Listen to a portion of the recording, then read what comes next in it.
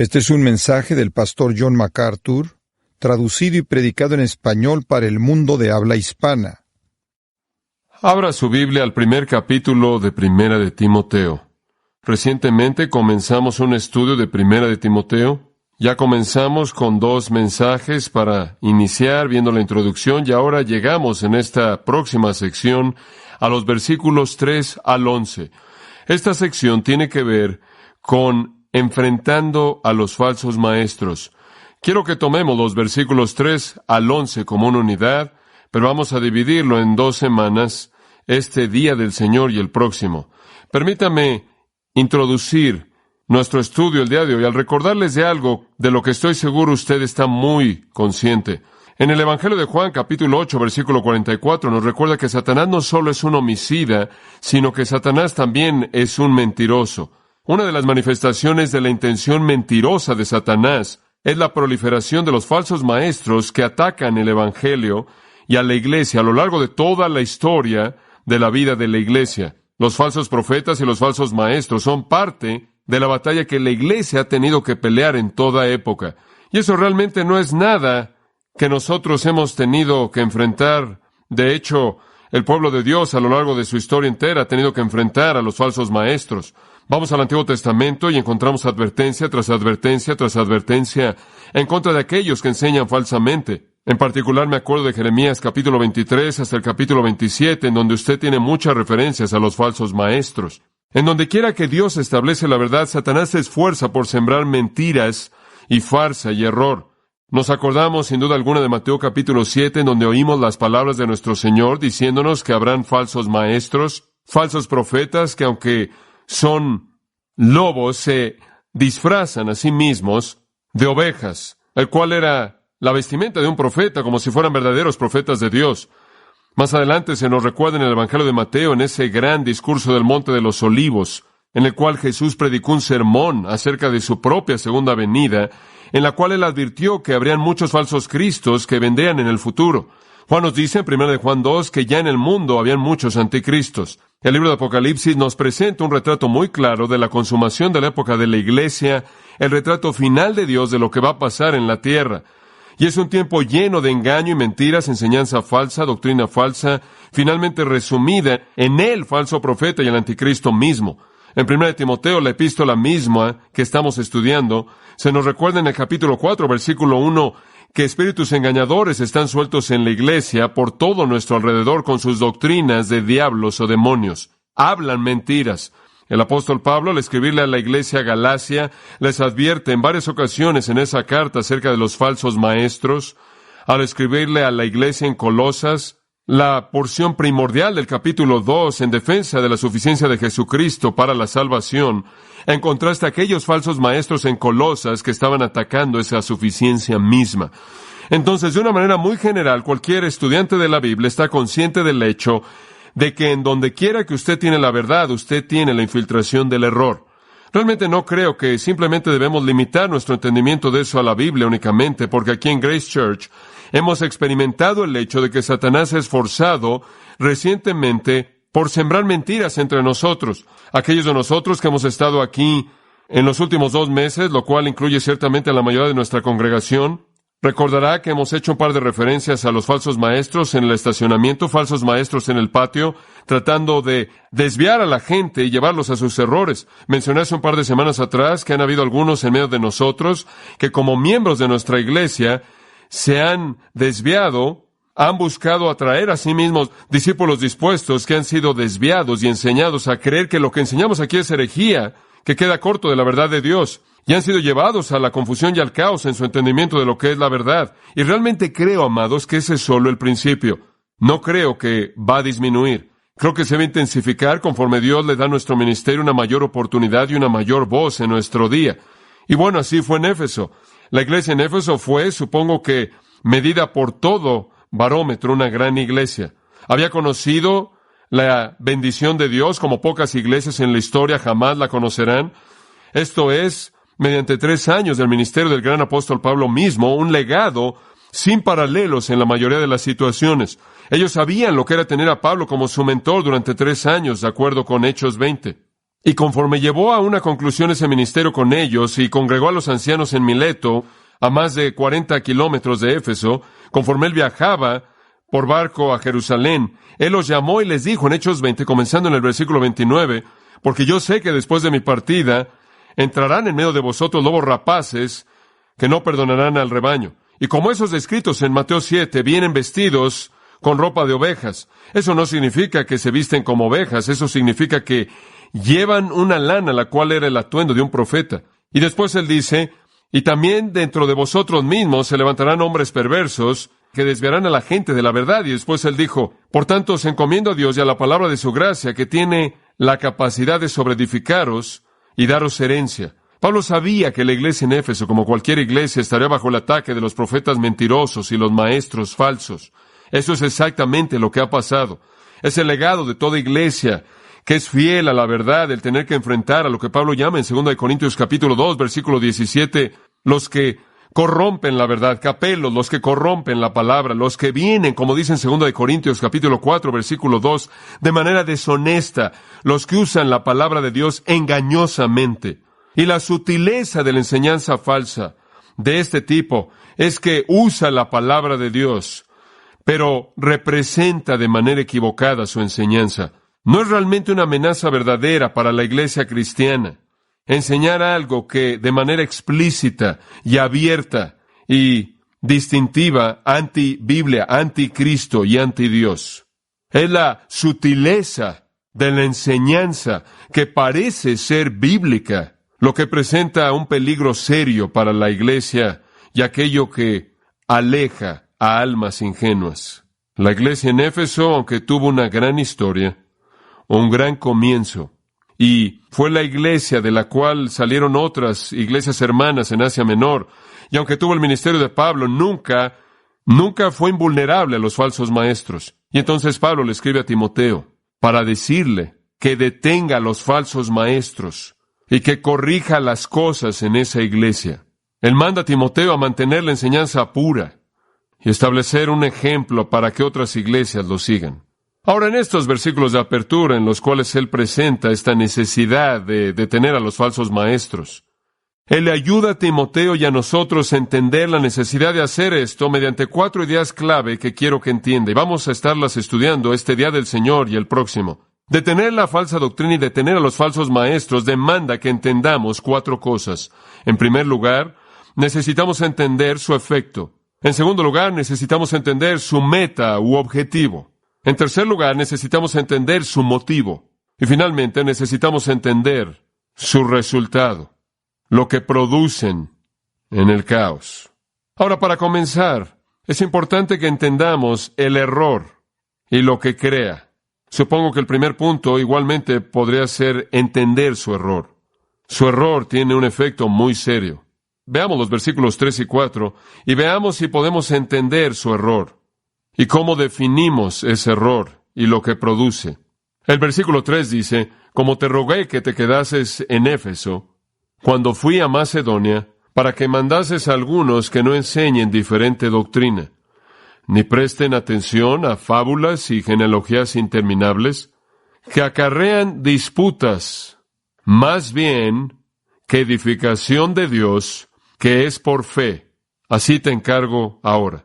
Vamos a detenernos ahí. Aquí encontramos el error de los falsos maestros, simplemente presentado. Pero entendámosle escena un poco. Él comienza en el versículo 3 diciendo, como te rogué, y esa es una palabra de exhortación, una palabra de cierta fuerza.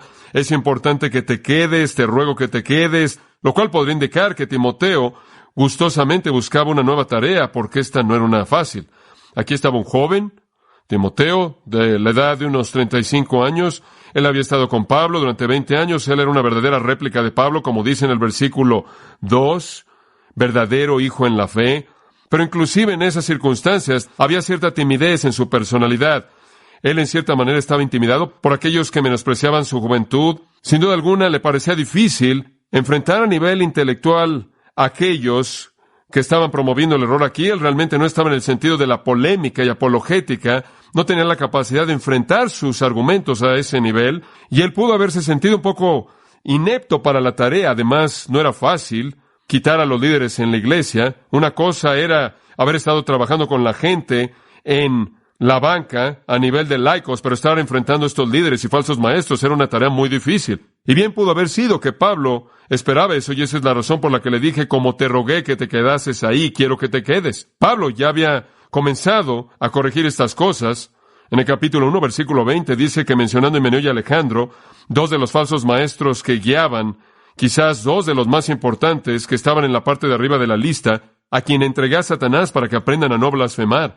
Aparentemente Pablo mismo, cuando estuvo ahí, enfrentó a Himeneo y Alejandro, y en cierta manera echó a andar a Timoteo y lo dejó y le dijo, ahora tú sigue con lo que queda, termina con lo que yo empecé con estos dos. Debemos detener y eliminar estos falsos maestros. Y entonces Pablo ha dejado Macedonia para visitar a los filipenses, y Timoteo se quedó ahí con una tarea muy difícil, tratando de deshacerse de los líderes espirituales falsos en la iglesia de Éfeso y quizás en las iglesias hermanas en esa área. Ahora, como le mencioné una semana atrás, esta carta no encaja en la cronología del libro de Hechos. El libro de los Hechos termina con Pablo en prisión, en la cárcel, en Roma. Y en el capítulo 28 se cree que él entonces fue liberado de ese encarcelamiento, y después de ser liberado de ese encarcelamiento, él viajó mediante barco a Éfeso. Camino ahí visitó Colosas. Él había prometido a Filemón en el versículo 22, en esa carta a Filemón, que él vendría ahí. Y así fue, sin duda alguna, y después fue de Colosas a Éfeso.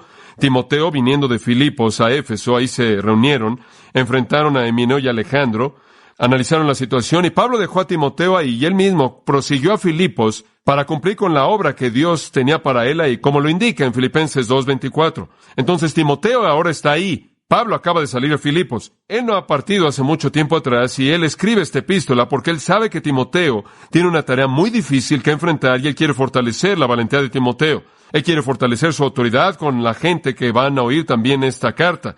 Y entonces es una carta de gran importancia conforme él enfrenta la eliminación de los falsos maestros en la congregación de esa iglesia y las otras que la rodean. Es interesante señalar que en los versículos 3 y 4, aunque son un pensamiento completo, carecen de la estructura gramatical para que sean una oración legítima. Es elíptica. Él comienza con una cláusula, comenzando con cómo, pero nunca la resuelve. Y entonces, en algunas versiones aparecen con letras inclinadas en las últimas dos palabras del versículo 4, así haz, porque el editor siente que tiene que completar o terminar la oración. Y entendemos que Pablo en este punto no está preocupado con la gramática, lo cual es una pista acerca del corazón cargado que él está expresando por este asunto de que Timoteo enfrente a los falsos maestros. Él no está demasiado preocupado con la gramática en este punto. Él más bien comienza con un clamor apasionado para que Timoteo acepte el mandamiento de hacer la tarea que necesita ser realizada en esta iglesia que está tan cercana al corazón de Pablo. Él sabe que Timoteo es un verdadero hijo en la fe. Él sabe que Timoteo, por la capacidad del Espíritu, puede cumplir con la tarea, y de manera apasionada, él lo alienta a hacer eso. De hecho, a la mitad del versículo 3, él dice, como te estoy rogando, como te he rogado a lo largo de todo este proceso, como te rogué, por favor manda a algunos que no enseñen otra doctrina, ni presten atención a mitos ni a genealogías interminables. En otras palabras, él en cierta manera está enfatizando el hecho de que Timoteo tiene autoridad apostólica, y él quiere que mande a esas personas a detenerse. Usted no enfrenta de manera ligera la enseñanza falsa. Usted no enfrenta a la ligera a los falsos maestros. Usted no enfrenta a la ligera el error en la iglesia. Debe ser enfrentado de manera inmediata y firme. Entonces él le da, mediante un mandato militar, parangelo, básicamente es una palabra que conlleva la idea de un mandato militar. No es que usted tiene la opción de responder o no responder. Es uno que demanda una respuesta de un inferior a una orden dada por un superior. Ahora, Pablo, según el capítulo 3, versículo 14, había esperado que él mismo llegara. La verdad es que nunca llegó ahí, como lo vemos en su segunda carta a Timoteo. Pero él está escribiendo en caso de que no pueda venir, y claro, él nunca llegó para fortalecer la mano de Timoteo. Simplemente un recordatorio breve de que Éfeso era una ciudad clave. Fue una capital provincial de la provincia de Asia Menor. En cierta manera, estaba declinando económicamente porque el río que pasaba por Éfeso estaba depositando ciertos depósitos minerales ahí en la línea costera en el mar, y como consecuencia estaba replegando la ciudad hacia adentro debido a ese depósito de minerales, y estaba perdiendo algo de su capacidad y comercio económico, pero continuó siendo una ciudad significativa debido primordialmente al templo de Diana o Artemis. Esta secta pagana particular era una secta de la fertilidad, en la cual la adoración era expresada mediante ritos de la fertilidad sensual y orgías de una naturaleza indescriptible. Y en medio de ese lugar está esta iglesia por la que Pablo de manera tan apasionada se preocupa, a la cual él había enviado a Timoteo, había dejado a Timoteo para este ministerio. Observe que él usa la palabra algunos, que mandases algunos. Ciertos individuos, es la idea aquí. Parece indicar que eran unos cuantos, pero estaban teniendo una influencia más bien amplia, sin duda alguna no solo en Éfeso, como mencioné, sino en la región que rodeaba a Éfeso. Y Pablo quiere que sean enfrentados inmediatamente, así como él enfrentó a Himeneo y a Alejandro de manera inmediata. Es muy posible que eran todos conocidos por nombre, no solo por Pablo, sino también por Timoteo. Y hacemos la pregunta, ¿por qué sus nombres no son mencionados? Y supongo que la respuesta es que el Señor no quiso darle ninguna publicidad, por un lado, o por otro lado, el Señor no quiso enlistar algunos de esos nombres y haber dejado a alguien afuera que quizás hubiera pensado que no estaba incluido. Y no hay pista de que hubieran habido personas de afuera, como aquellos que estaban en Gálatas o aquellos que estaban en Corinto, que habían venido a contaminar la asamblea ahí. De hecho, estoy convencido que algunos, los ciertos individuos, probablemente eran ancianos en la iglesia en Éfeso y algunos en las iglesias que rodeaban a Éfeso. Eran aquellos que estaban al nivel más elevado. Eran pastores quienes eran los falsos maestros. Ahora, la razón por la que tiendo a inclinarme en esa dirección es simplemente por el flujo de esta epístola en particular. Por ejemplo, al describirlos, dice en el versículo 7, que se presentaban a sí mismos como maestros, y sabemos, a partir de otras partes en esta epístola, que la enseñanza era la función excepcional del anciano, o obispo, o pastor. En el capítulo 3, versículo 2, al final del versículo, dice, al describir al obispo, o al supervisor, quien también será el pastor, anciano, misma persona, simplemente al describir diferentes facetas de ese hombre, él debe ser apto para enseñar, didáctico, es un maestro hábil, capaz. En el capítulo 5, versículo 17, esos ancianos o pastores, quien gobernaban bien y debían ser tenidos dignos por doble honor, eran aquellos que estaban especialmente capacitados en el manejo de la palabra y la doctrina. Entonces parece como si estos habrían aspirado y quizás habían llegado al punto de ser reconocidos como maestros dentro de esa congregación. Habían llegado al punto de ser un pastor o un anciano ahí. También me parece curioso que en el versículo 20, Himeneo y Alejandro fueron despedidos por el acto unilateral por parte del apóstol Pablo. Dice que Himeneo y Alejandro, a quienes entregó a Satanás, para que aprendan a no blasfemar. Aparentemente Pablo tenía que confrontar a estos hombres, tenía que sacarlos de la iglesia, entregarlos al diablo mismo, lo cual probablemente apunta a una coalición de buenas personas en la iglesia que no lo podían hacer, lo cual podría indicar que ellos habían alcanzado un lugar de prominencia tal que la gente misma no podía enfrentarlos y tenía que ser enfrentado con autoridad apostólica. Y esa es la razón por la que Pablo lo hizo, y esa es la razón por la que Timoteo se quedó ahí también para hacer eso. Además, en el capítulo 3, el hecho de que la primera parte del capítulo está tan preocupada con los requisitos de un anciano o los requisitos de un pastor, parece indicar que habían personas descalificadas que habían llegado a ese lugar y necesitaban cierta instrucción clara con respecto a quién debía tener esa responsabilidad. Después también en el capítulo 5 se nos recuerda en el versículo 19 que un anciano debe ser acusado, pero siempre de la manera apropiada, ante 2 o 3 testigos, y los que pecan deben ser reprendidos. Y no se debe tratar con parcialidad a estas personas porque son ancianos. Ahora, todas estas cosas tienden a indicar que estos falsos maestros habían llegado a un nivel muy elevado en la iglesia y tenían que ser enfrentados, en este caso, con confrontación apostólica. Ahora, a Timoteo se le dice en el versículo 3, observe al final del versículo, que les mande con un mandato militar, que les dé órdenes que no enseñen diferente doctrina. Ahora, ese es un verbo largo, ese es un verbo probablemente inventado por Pablo. Él toma la palabra enseñar, didascalia, y toma la palabra heteros, lo cual significa de un tipo diferente. Hablamos de heterodoxia, siendo algo que es diferente a la ortodoxia, y él coloca estas dos palabras, y lo más probable es que él inventa la palabra enseñen doctrina. Enseñen herejía, eso es lo que significa. Mándales a que dejen de enseñar algo diferente de la verdad. Que enseñen algo, enseñar enseñanza de un tipo diferente que esté en conflicto con la verdad revelada. Entonces, sin duda alguna, estaban usando la función de pastor, estaban usando la función de anciano, tenían prominencia en la iglesia y cuando estaban usando la palabra de Dios, probablemente en el Antiguo Testamento, lo cual es bastante significativo, y lo usaban como su base y lo estaban mezclando, enseñando de manera incoherente con el Antiguo Testamento y con toda seguridad enseñando de manera incoherente con el Evangelio del Nuevo Testamento. Por lo tanto, habían cambiado, habían torcido y pervertido la naturaleza entera de la verdad cristiana.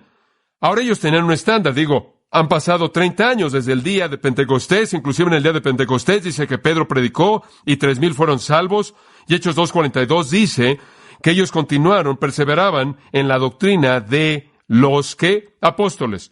Ellos sabían cuál era la sustancia de verdad revelada que había venido a través de los apóstoles y que la doctrina de los apóstoles era la base de lo que era la verdad. Y estos, sin duda alguna, se habían desviado de eso, lo habían violado. Esa es la razón por la que en 2 de Timoteo 2 a Timoteo se le recuerda que enseñe solo esas cosas que has oído de mí entre hombres fieles, entre muchos testigos. Encomienda esas cosas a hombres fieles que sean aptos de enseñar también a otros. Pero se habían desviado de la verdad y estaban enseñando error. Ahora, entendemos un poco más de cuál fue su error en el versículo 4. Si vamos a entender su error, necesitamos ver el versículo 4 y necesitamos comenzar a ver cómo comienza él a discutirlo.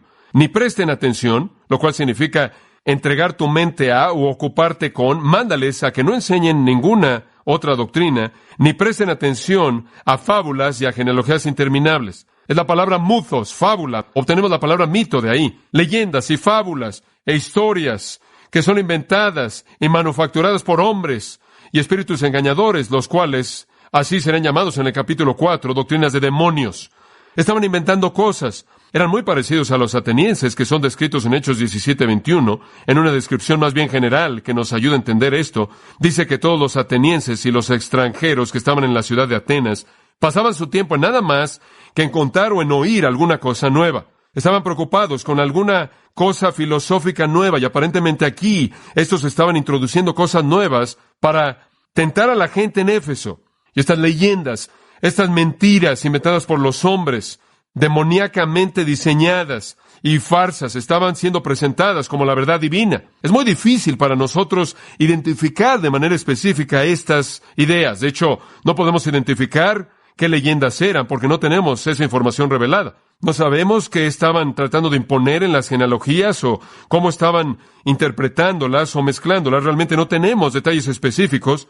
Es suficiente saber que lo que estaba siendo enseñado era opuesto a la verdad. No es necesario que nosotros conozcamos todos los detalles acerca del error, pero es muy probable que en cierta manera podemos sistematizarlos simplemente al seguir a lo largo de las epístolas. Por ejemplo, encontramos esto en el versículo 4, se estaban entregando a mitos y a genealogías interminables. El versículo 7 nos dice algo más. Estaban haciendo esto deseando ser maestros de la ley. Entonces, de alguna manera, estos mitos y genealogías estaban conectados con la ley del Antiguo Testamento, lo cual nos lleva a creer que había una orientación judía en esta enseñanza falsa. El capítulo 4 nos dice que estos espíritus engañadores y doctrinas de demonios estaban llenos de hipocresía y mentiras. Parte de esto tenía que ver, versículo 3, con prohibir el matrimonio. Estaban promoviendo el celibato y también estaban mandando a la gente a abstenerse de alimentos. Entonces, había cierto tipo de rasgo de monje, lo que llamamos ascetismo o privación personal, cierto enfoque monástico que promovía que la verdadera espiritualidad se encontraba a través de las leyendas y genealogías e interpretaciones secretas de la ley y a través de todo este tipo de abstinencias en donde usted no se casa y no come ciertas cosas. Y mediante su privación personal y al adoptar estas ideas inventadas por ellos, usted alcanzará a cierto nivel de aceptación divina. El capítulo 4, también versículo 7, nos ayuda a identificar esto también como fábulas profanas y de viejas. Mitos contados por estas señoras de edad que no hacen nada más que traer impiedad, es la intención aquí. Observe 2 de Timoteo, y aquí encontramos, de hecho, vea el capítulo 6 de 1 de Timoteo en primer lugar. Capítulo 6, versículo 4, nos ayuda a definir aún más esto. La gente enseñándolas son personas orgullosas que pasan su tiempo en cuestiones disputando acerca de palabras. En otras palabras, el versículo 5 dice, son muchos argumentos perversos de hombres que tienen mentes corruptas que están absolutamente privados de la verdad. Y la razón por la que están metidos en esto no es por la piedad, sino por el dinero. Y querido amigo, usted va a encontrar que la médula, el meollo de todos los falsos profetas es el dinero. Siempre es el meollo. 2 de Timoteo nos ayuda a entender aún más esto, porque Pablo escribe esto no mucho tiempo después, escribiéndolo a Tito en medio de 1 y 2 de Timoteo, y después en 2 de Timoteo, pero también él habla acerca de esta perversión que se estaba llevando a cabo en el versículo 14 del capítulo 2.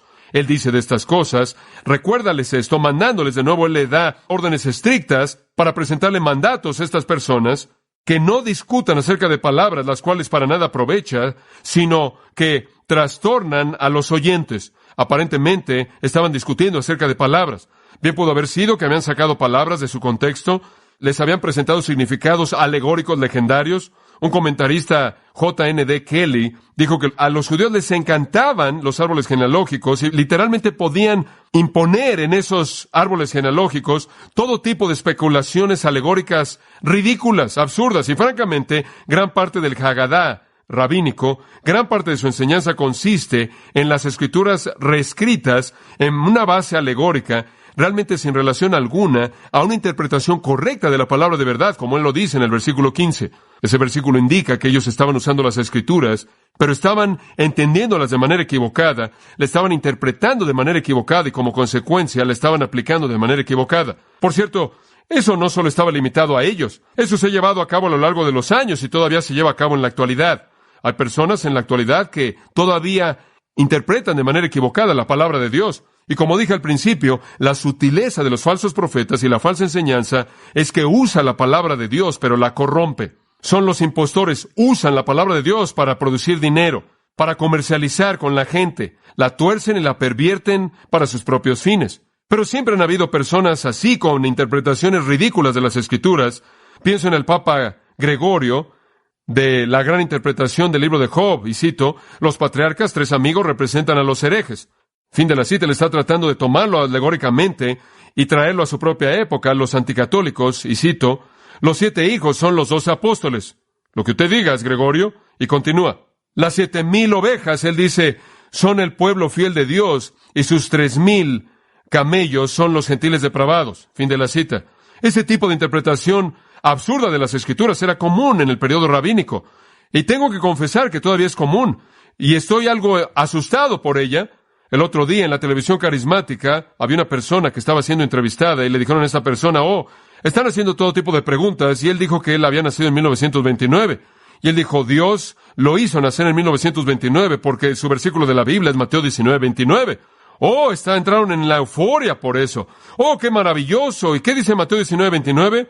Para los hombres esto es imposible, pero con Dios todas las cosas son posibles. ¡Qué versículo para la vida! Ese es su versículo de la vida porque usted nació en 1929. Y después el anfitrión dijo, yo nací en 1934. ¿Qué dice Mateo 19:34? Ese va a ser mi versículo de la vida. Y entonces su esposa buscó Mateo 19:34, y claro, Mateo 19 no tiene 34 versículos, y Marcos no tiene 19 capítulos, y usted queda con Lucas, y él dijo, busca Lucas 19:34. Busca Lucas 19:34 y ese va a ser. Y ella lo buscó con mucha emoción y dijo, y Jesús dijo, tengo necesidad de él. Y él dijo, ahí está, él me necesita. Y ella continuó buscando y ella buscó y dijo, no, eso está hablando de un asno. Y yo dije, muy bien, es aterrador lo que la gente ha hecho y le hace a la palabra de Dios. No obstante, en este versículo, usted entiende. En 2 Timoteo, este uso equivocado de la palabra de verdad se discute aún más en el versículo 16 como palabras profanas que incrementarán y llevarán a la impiedad, y es una palabra que come como gangrena. En el versículo 18 han errado de la verdad. Allá en el versículo 23 lo describe aún más como preguntas necias que solo producen contienda. Capítulo 3, versículo 8, son de mentes corruptas, resisten a la verdad, son réprobos con respecto a la fe. En el versículo 13, son engañadores que empeorarán engañando a otros y siendo ellos mismos engañados. En el capítulo 4, son maestros que son el resultado de las concupiscencias de la gente que quieren que sus oídos sean rascados. Se desvían de la verdad, se vuelven a las fábulas, y Tito en Creta estaba enfrentando lo mismo sin duda alguna. Tito 1:10, son engañadores. Y después él dice, especialmente los de la circuncisión, lo cual de nuevo me indica que esto no es algo prenóstico, sino que probablemente tiene un elemento judaizante. Pudo haber tenido algunos elementos de la filosofía gentil pagana, pero me parece que esta es una especie de filosofía judaizante en donde llegan con la ley y la están interpretando de manera alegórica con todas estas leyendas y mitos que terminan siendo nada más que palabras sin significado, sin importancia.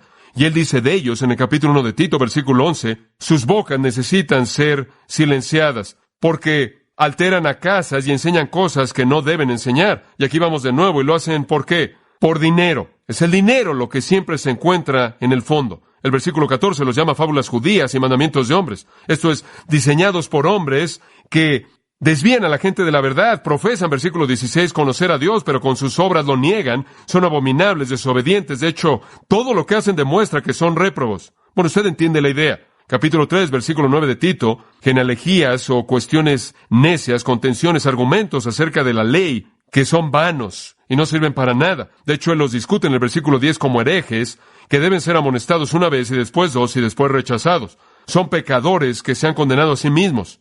Ahora eso realmente es un panorama de lo que era esta herejía.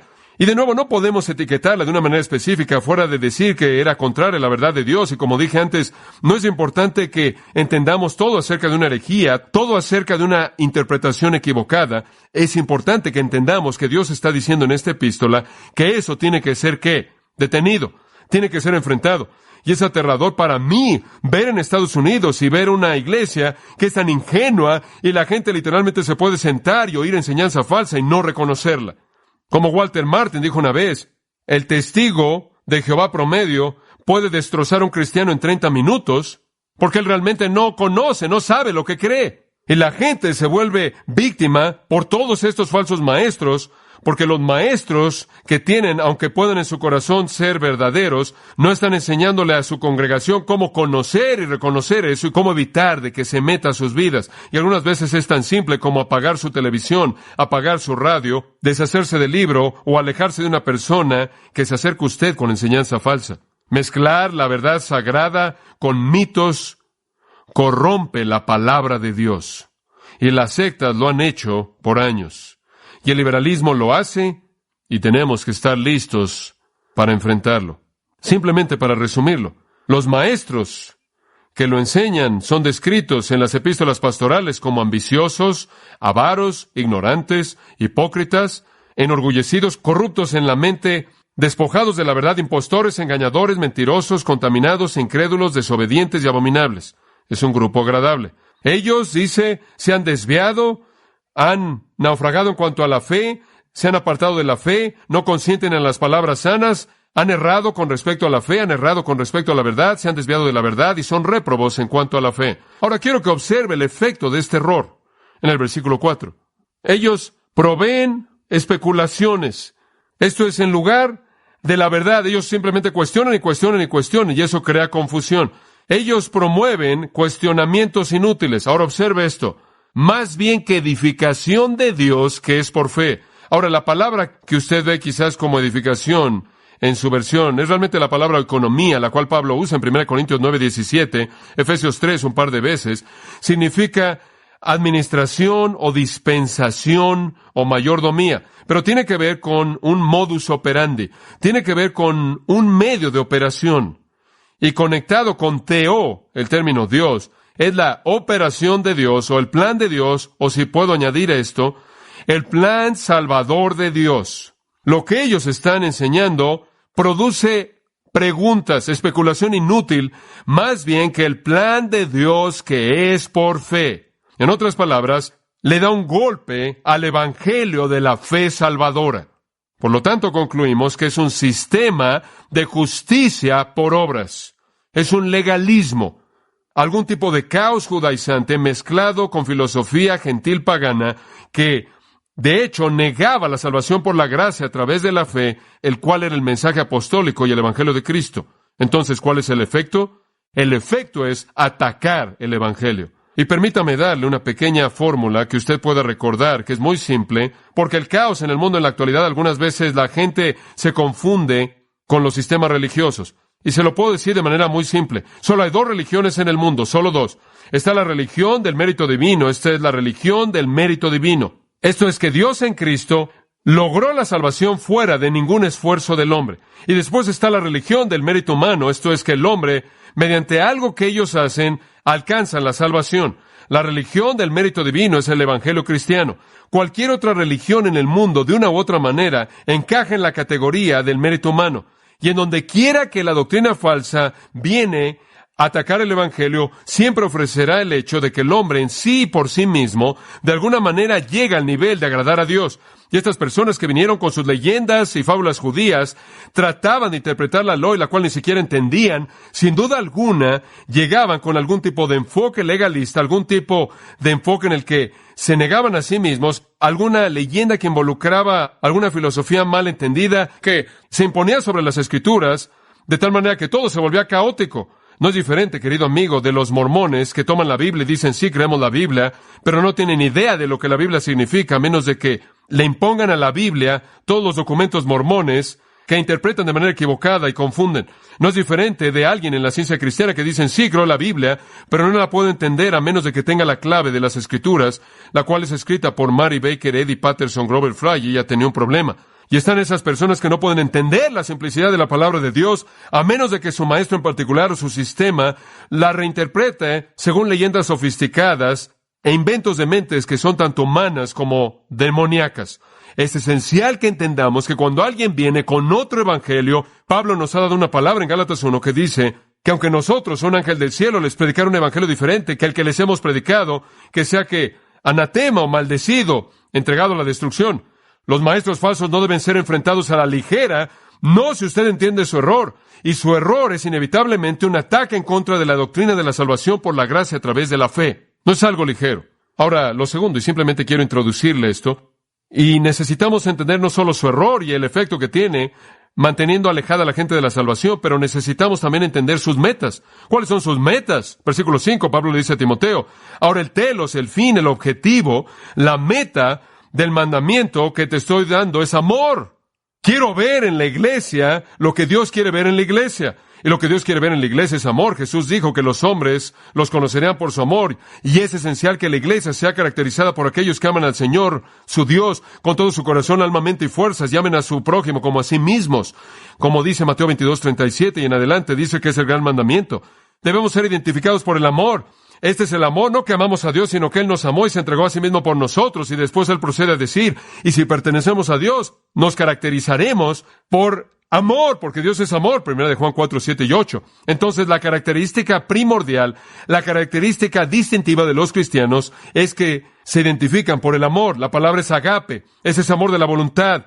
Es ese amor abnegado que dice, yo doy mi vida por el beneficio de Dios, ese es mi amor hacia Él, yo doy mi vida por tu beneficio, ese es mi amor hacia ti, yo doy mi vida por el beneficio de los perdidos, ese es mi amor hacia ellos. Eso no es emoción, es el amor de la voluntad, ese es el tipo de amor más maravilloso y más elevado. El propósito que te estoy dando, Timoteo, es crear amor ahí. Y le voy a prometer una cosa, esa no es la meta de los falsos maestros, la meta del mandamiento es amor. ¿Y qué es lo que produce amor? Es un corazón puro y una buena conciencia y una fe no fingida o no hipócrita. El concepto de un corazón puro es un concepto magnífico del Antiguo Testamento, un concepto rico del Antiguo Testamento. El salmista en el Salmo 24:4 y en el 51:10, en donde David habla, clama por un corazón puro, un corazón limpio. David dice, crea en mí un qué, un corazón limpio, Dios. 1 Samuel 16:7 creo que es, en donde se nos recuerda que Dios ve el corazón mientras que Dios ve lo de afuera. El corazón es el centro de pensamiento. Como piensa el hombre en su corazón, así es él. El corazón es el centro de la creencia del hombre, convicción y la virtud moral.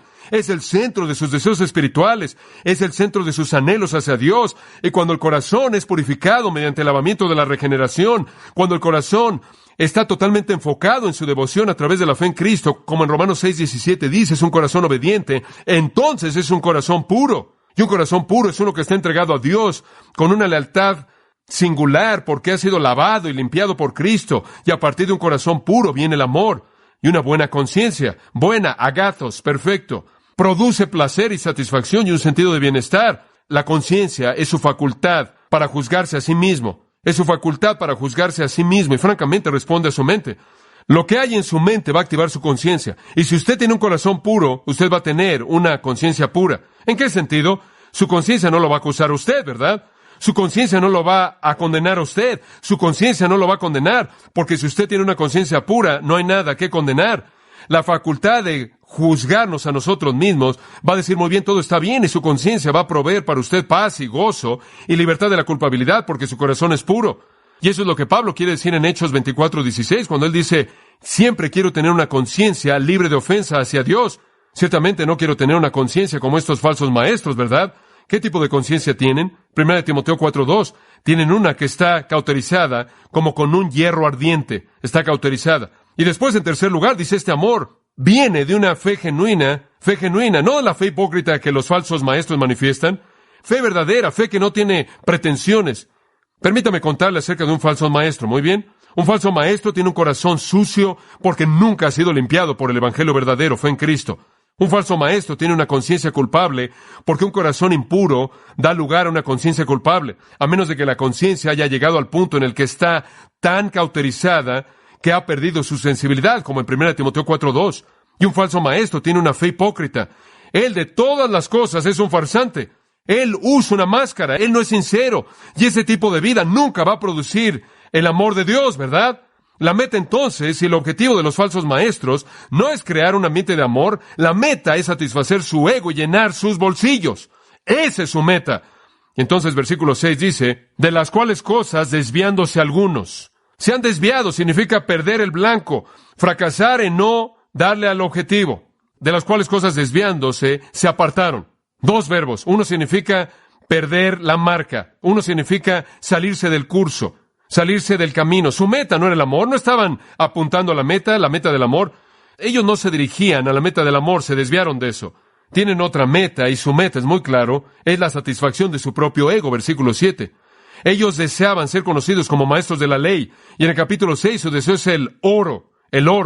Y como viajeros que dejan el camino correcto para tomar un camino de muerte, terminan enseñando, dice el versículo 6, ruido irrelevante. Corazones perversos, conciencias cauterizadas, fe hipócrita, todo eso nunca va a producir el amor. Esa es la razón por la que no hay amor genuino en el corazón de un falso profeta, y él no puede producir eso. ¿Entiende usted que el amor genuino del que se habla aquí, un corazón puro, una buena conciencia y fe no fingida, solo puede ser logrado por una vida transformada a través de Cristo?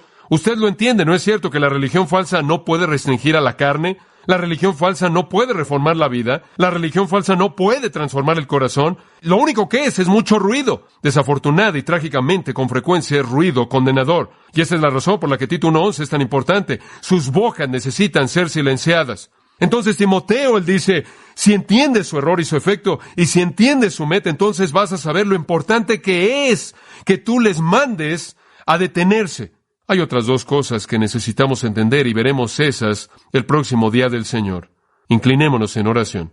Señor, estoy agradecido en mi corazón este día por abuelos piadosos que conocieron tu palabra y padres piadosos que conocieron tu palabra de tal manera que el legado que he recibido es la verdad. Estoy agradecido por maestros piadosos en mis días de educación, de preparación, que influenciaron mi vida mediante su vida y su enseñanza, y me dieron la verdad. Estoy agradecido por hombres piadosos que han escrito y llenado mi mente y corazón con la verdad. Estoy agradecido por aquellos que caminan de la mano en ministerios a lo largo de estos años que traen a mi propia vida verdad. Te doy gracias, Señor, por permitirme escapar del error trágico que ha hundido a tantas personas, y esto solo por tu gracia soberana. Y Señor, también te doy gracias porque en esta iglesia tu verdad ha prevalecido y la doctrina sana ha sido enseñada. Y Señor, te doy gracias por eso, y oro porque tú continúes preservando eso, y nos ayudes a saber, como Pablo supo, que debido a nuestra bendición de ti, no estamos protegidos de la infiltración de falsos maestros. Los esperamos como lobos desde afuera, y conforme hombres perversos se levantan en medio de nosotros. Pero, oh Dios, que los veamos por lo que son y que haya en nuestra congregación Timoteos que la confronten, que la silencien, que la callen, que continuemos creyendo la verdad para la gloria de Dios. Oh Dios, oro, porque al mismo tiempo tú le des a tu iglesia en esta nación oídos para oír la verdad y discernirla, y que conozca el error en sus sutilezas que los podría desviar, y que tú inclusive preserves a tantas almas perdidas de ser persuadidas por los espíritus engañadores y las doctrinas de demonios como si de hecho fueran la verdad de Dios. Señor, colócanos en las líneas frontales para la verdad. Usted ha escuchado a John MacArthur, maestro bíblico de Gracia a Vosotros. Para más información y acceso gratuito a todos los mensajes de John, así como una lista de libros incluyendo la Biblia de estudio, visite la página web en gracia.org.